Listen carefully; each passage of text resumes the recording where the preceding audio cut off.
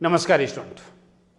आशा करता हूँ आप लोग बहुत स्वस्थ और प्रसन्नचित होंगे और ये भी आशा करता हूँ कि आप लोग अपनी पढ़ाई कर रहे होंगे। लेकिन आप आज मुझे कमेंट्स करके ज़रूर बताइए कि आप लोग रियली पढ़ाई कर रहे हैं या अपना समय पबजी खेलने में या दूसरे गेम्स खेलने में या लैपटॉप और टीवी पर अपना समय ख़राब करने में लगे हुए हैं। कितने बच्चे ऐसे जो रियली पढ़ाई कर रहे हैं वो कमेंट्स में जरूर करें। आज मैं 10th क्लास के स्टूडेंट्स के लिए एक स्टूडेंट की प्रॉब्लम डिस्कस करूंगा। उनकी प्रॉब्लम है, बहुत अच्छी प्रॉब्लम है और उस प्रॉब्लम को आप भी समझने की कोशिश करें कि उस तरह के क्वेश्चनों को कैसे सॉल्व किया जाएगा। ठीक है, ये प्रॉब्लम क्वाड्रेटिक इक्वेशन के ऊपर है। जरूर यदि आप मेरी चैप्टर वाइज प्लेलिस्ट देखना चाहते हो तो नीचे डिस्क्रिप्शन में चैप्टर वाइज प्लेलिस्ट अवेलेबल है 10th क्लास के चैप्टरों के लिए। वहाँ पर जाके आप बिना किसी टीचर की हेल्प के अपने काम को ईमानदारी से पूरा कर सकते हो। यदि आप मेरा पेड कंटेंट देखना चाहते हो जिसमें एनसीईआरटी का कंप्लीट सॉल्यूशन है, एनसीईआरटी एग्जाम्पलर का कंप्लीट सॉल्यूशन है, 10 ईयर प्रीवियस ईयर सीबीएसई के क्वेश्चन है चैप्टर वाइज, 10 सैंपल पेपर हैं और अवेलेबल है आपके लिए चैप्टर बाय इंपॉर्टेंट क्वेश्चन, ये सब वीडियो फॉर्मेट में। यदि आप इनको खरीदना चाहते हो तो इनकी 2000 रुपये कॉस्ट है, उतना पे कर आप पूरा एक कंटेंट खरीद सकते हो। इसे करने पर, इसे लेने पर आप बिना किसी टीचर की हेल्प से घर पर सारा काम ईमानदारी से पूरा कर सकते हो यदि करना चाहो तो। ठीक है, इसे आप कहाँ से ले सकते हो? ये वेबसाइट है rbclasses.in, www.rbclasses.in पर, या आरबी क्लासेस का गूगल प्ले स्टोर पर ऐप है, वहाँ से ऐप को डाउनलोड करके भी इस मेरे प्रोग्राम को आप खरीद सकते हो। ठीक है ना, आप चाहो तो मेरे चैप्टर वाइज कोर्स को भी खरीद सकते हो या पूरा पैकेज खरीद सकते हो। पूरा पैकेज 2000 रुपये का है और चैप्टर वाइज की कॉस्ट किसी की 200 रुपये, किसी 300 रुपये, इस तरह से अवेलेबल है। वहाँ डेमो वर्जन भी अवेलेबल है, आप चाहें तो चैप्टर 1 का डेमो वर्जन भी देख सकते हो। ठीक है ना, जरूर देखने की कोशिश करिए। चलिए मैं क्वेश्चन स्टार्ट कर रहा हूँ। जिस स्टूडेंट की प्रॉब्लम है, बहुत अच्छे स्टूडेंट हैं वो, और वो अधिकतर मेरे प्रॉब्लम पूछते रहते हैं, लेकिन उनकी प्रॉब्लम बहुत अच्छी होती है। चलिए साहब क्वेश्चन सॉल्व करते हैं। देखिए क्वेश्चन स्टूडेंट्स ये है, क्वाड्रेटिक इक्वेशन का क्वेश्चन है। क्वेश्चन ये है कि A B C real numbers हैं। अब ये रियल नंबर्स हैं, पॉजिटिव नंबर भी हो सकते हैं, नेगेटिव भी हो सकते हैं। ठीक है, ये फ्रैक्शन में भी हो सकता है, 1/2 भी हो सकता है, -1/2 भी हो सकता है, -1 भी हो सकता है, √3 भी हो सकता है और -√3 भी हो सकता है। रियल नंबर्स हैं पर। ठीक है, और इसमें कंडीशन ये भी है कि ए सी जो है वो 0 के इक्वल नहीं होगा, दोनों का मल्टीप्लाई 0 के बराबर नहीं होगा। तब आपको शो करना है कि इसमें से और इनमें से किसी कम से कम किसी एक के रूट्स जो हैं वो रियल आएंगे। देखिए आपके पास दो इक्वेशन है। एक इक्वेशन है कि ax² + bx + c, ये है। ठीक है, और दूसरी इक्वेशन है आपके पास माइनस का ax² + bx + c = 0 और = 0। फॉर रियल रूट्स के लिए क्या होता है? रियल रूट के लिए जरूरी है कि इस कंडीशन में कि b² - 4ac की वैल्यू जो है वो ग्रेटर देन 0 आए या इक्वल टू 0 आए। ठीक है ना, या तो 0 आएगी तो भी रूट्स रियल होंगे या ग्रेटर देन 0 आएगी तो भी रूट्स क्या होंगे? रियल होंगे। कहने का मतलब है आप लिख लें for real root, for real roots क्या होगा? ये होगा b² - 4a × c जो है वो ग्रेटर देन और इक्वल टू 0 होना चाहिए। ठीक है ना, इसमें भी क्या होना चाहिए? For real root, for real roots, यहां पर भी आप b², इसका स्क्वायर b² - 4a, a यहां पर कितना है? माइनस का है तो ये प्लस हो जाएगा, है ना। a और ये c is greater than equal to कितना होना चाहिए? 0 होना चाहिए।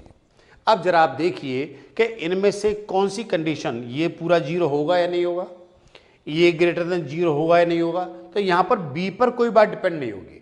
b चाहे आपका नेगेटिव है चाहे पॉजिटिव है, b² ऑलवेज क्या रहेगा? पॉजिटिव रहेगा। b चाहे आपका नेगेटिव ले लें, फ्रैक्शन में ले लें, पॉजिटिव ले लें, नेगेटिव ले लें, ये रिजल्ट ऑलवेज क्या रहेगा? पॉजिटिव रहेगा। b² क्या रहेगा? b² ऑलवेज पॉजिटिव होगा। ठीक है, तो आप ये भी कह सकते हो कि b² क्या रहेगा? ऑलवेज पॉजिटिव रहेगा। इससे कोई फर्क नहीं पड़ेगा नेगेटिव होने से या पॉजिटिव होने से भी। अब आपके पास यहाँ a और c पर डिपेंड करेगा, तो a और c के केस बनेंगे अलग अलग। केस फर्स्ट में देखिए कि आपके पास a जो है वो पॉजिटिव हो सकता है और c भी पॉजिटिव हो सकता है। ठीक है, c क्या होगा? पॉजिटिव होगा। आपके पास ये दोनों चीज़ पॉजिटिव है। जब ये दोनों चीज़ पॉजिटिव हैं, ठीक है, ए भी पॉजिटिव है और ध्यान रखिएगा सी भी पॉजिटिव है, तो आप ये कन्फर्म यहाँ पर कह सकते हो कि यहाँ ध्यान रखिएगा कि ए जो है ग्रेटर देन 0 है, पॉजिटिव है, ठीक है। आप यहाँ पर लिख लें कि ये पॉजिटिव है और सी भी क्या हो सकता है, पॉजिटिव है। ये दोनों पॉजिटिव है, तो ये कन्फर्म है कि जब ये पॉजिटिव है तो ये पॉजिटिव है, तो 4AC क्या रहेगा, 4AC जो है पॉजिटिव रहेगा।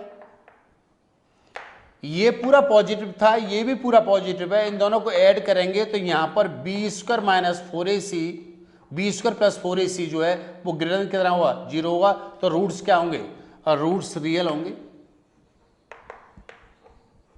अब आप यहां नहीं कह सकते, यहां पर यदि ए पॉजिटिव है बी पॉजिटिव है, तो आप यहां ये नहीं कह सकते कि इनमें से ये पूरी चीज जो है पॉजिटिव आएगी, ठीक है, ये नेगेटिव हो सकती है। लेकिन आपने यहां पर जरूर कह दिया कि b² माइनस 4AC 100% क्या आएगा, ग्रेटर देन 0 आएगा। तो आपने देख लिया कि इसके रूट्स क्या होंगे, इसके रूट्स रियल होंगे। जब आपके पास ए पॉजिटिव है सी पॉजिटिव है तो कन्फर्म है कि इसके रूट्स क्या होंगे, पॉजिटिव होंगे। तो एक के रूट पॉजिटिव हो गए ना, वगैरह एटलीस्ट 1 यहां पर हो भी सकता है नहीं भी हो सकता, ठीक है। मान लेता हूं इन दोनों की वैल्यू सॉल्व करने पर ये वैल्यू क्या हो गई, कम आ गई और ये वैल्यू ज्यादा आ गई, तो ये भी पॉजिटिव हो जाएगा, इसके रूट भी पॉजिटिव हो जाएंगे। लेकिन यहां पर ए चाहे कुछ भी हो, ठीक है, ए 1/2 हो, सी 1/3 हो, छोटे से छोटा कोई भी नंबर हो, आप उसको सॉल्व करेंगे, इस पूरे नंबर को सॉल्व करेंगे तो रिजल्ट कैसा आएगा, पॉजिटिव ही आएगा। इसका मतलब है कि इस केस में इसके रूट्स क्या होंगे, रियल होंगे। एक केस क्लियर हो गया, ठीक है। ये आपका केस फर्स्ट था। इस केस में कहोगे, इस केस में कहोगे कि minus ax² plus bx plus c equal to 0 has real roots, has real roots, ठीक है सर। अब दूसरा केस क्या बन सकता है, केस सेकंड ये बन सकता है कि आपका ये ए नेगेटिव हो, ठीक है, और सी भी नेगेटिव हो। जब ए नेगेटिव हो सी नेगेटिव होगा तो आप ये कह सकते हो कि ए सी जो है वो पॉजिटिव आएगा। ए सी कैसा आएगा, पॉजिटिव आएगा। भाई दोनों को मल्टीप्लाई करेंगे तो क्या आएगा, पॉजिटिव आएगा। तो ये चीज क्या हो जाएगी, पॉजिटिव हो जाएगी। अब ये पॉजिटिव हो जाएगी, -4AC क्या रहेगा, नेगेटिव रहेगा, और b² क्या रहेगा, पॉजिटिव रहेगा। तो हमें यहां पर ये नहीं कह सकते कि पूरी चीज जो है वो ग्रेटर देन 0 आएगी या लेस देन 0 आएगी। लेकिन यहां पर क्या होगा, यहां पर केस सेकंड क्या होगा कि ए नेगेटिव है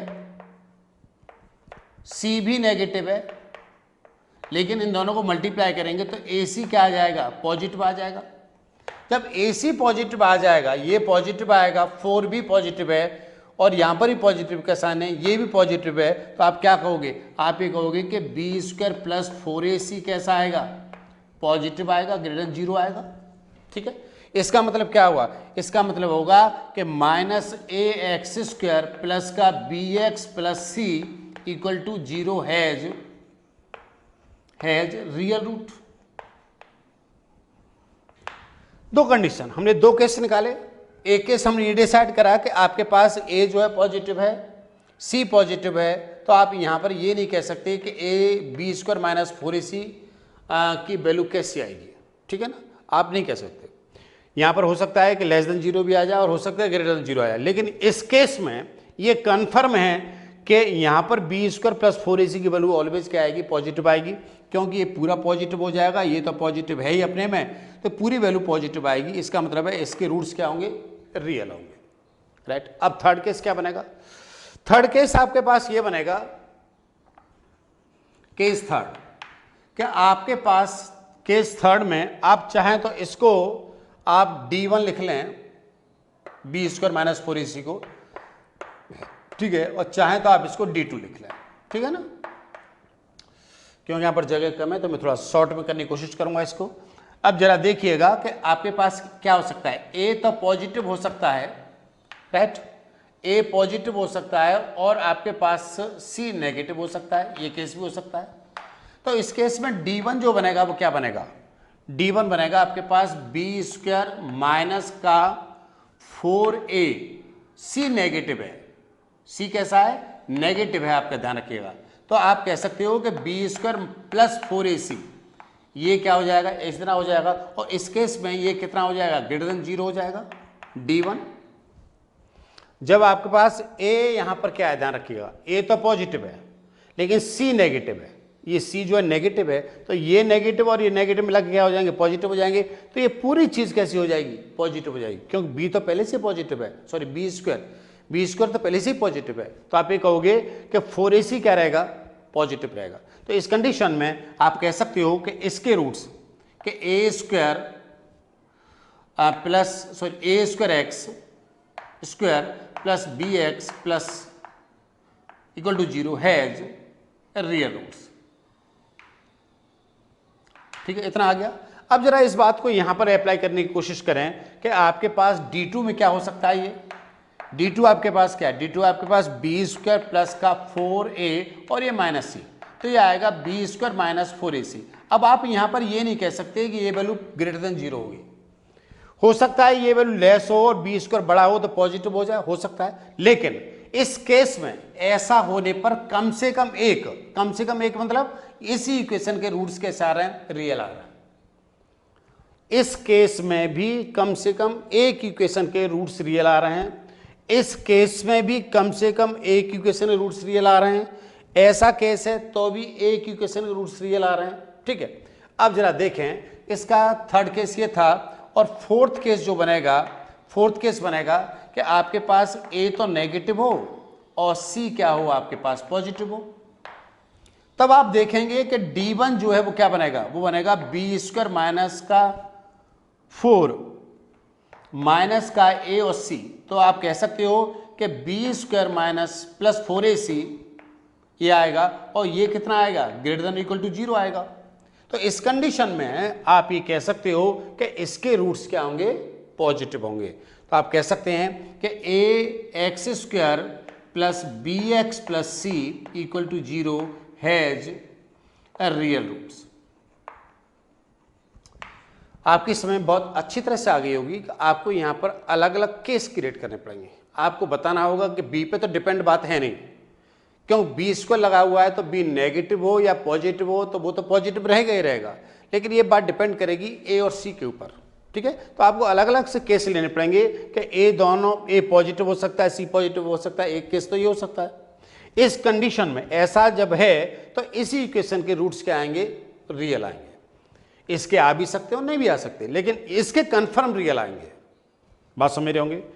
यदि आपके पास ये दोनों नेगेटिव हो, ठीक है, तो भी इस इक्वेशन के रूट्स क्या आएंगे, रियल आएंगे। इसके चाहे रियल आए या ना आए, लेकिन इसके जरूर रियल आएंगे। तीसरी कंडीशन हमारे पास ली कि सी नेगेटिव हो जाए और ए पॉजिटिव हो जाए। इस कंडीशन में इसी इक्वेशन के रूट्स, ठीक है, रियल आएंगे। इसके आएंगे या नहीं आएंगे नहीं कह सकते, लेकिन कन्फर्म है कि इसके जरूर आएंगे। हमने बता दिया कि वैल्यू कैसे आएगी। इस केस में D1 जो है B square plus 4ac always क्या होगा, ग्रेटर देन 0 हो जाएगा। यहाँ प्लस का साइन है, ये भी प्लस है और ये भी प्लस है, तो मिला के क्या हो जाएगा, पूरा प्लस हो जाएगा। उसी तरह से आपके पास ये केस बनेगा कि ए नेगेटिव हो, सी पॉजिटिव हो, तो ये कंडीशन बनेगी। मैं समझता हूँ बात को आप बहुत अच्छी तरह समझ गए होंगे, है ना, समझ गए ना। यदि बात अच्छी तरह समझ गए हो तो ये बात अपने फ्रेंड को जरूर शेयर करेंगे, जरूर शेयर करिए। अपना ख्याल रखिए और खुश रहिए, और मेरे कहने से पढ़ाई जरूर करिए। इस समय हर समय मोबाइल पर केवल फालतू चीज़ें देखने से बचिए, ठीक है ना। आपको शायद हमारी बातें बुरी लग जाती हैं, पेरेंट्स की बातें बुरी लग जाती हैं, हर समय पढ़ाई चैं चैं करते रहते हैं सर, हैं, ये बात है ना। लेकिन विश्वास करिए स्टूडेंट्स, हम आपके भले के लिए कहते हैं, ठीक है ना। जो कुछ भी हम और आपके पेरेंट्स आप लोगों से जो कुछ भी कहते हैं, आपके भले के लिए कहते हैं। हमारे अनुभव हैं जो आप लोगों के काम आने चाहिए। हमें पता होता है कि क्या करने पर क्या हो जाता है, आप लोगों को पता नहीं होता, इसलिए आप लोग गलती पे गलती करते चले जाते हैं। रियली आप लोगों को पता नहीं होता। आप गलती कब करते हैं, जब आपको पता नहीं होता।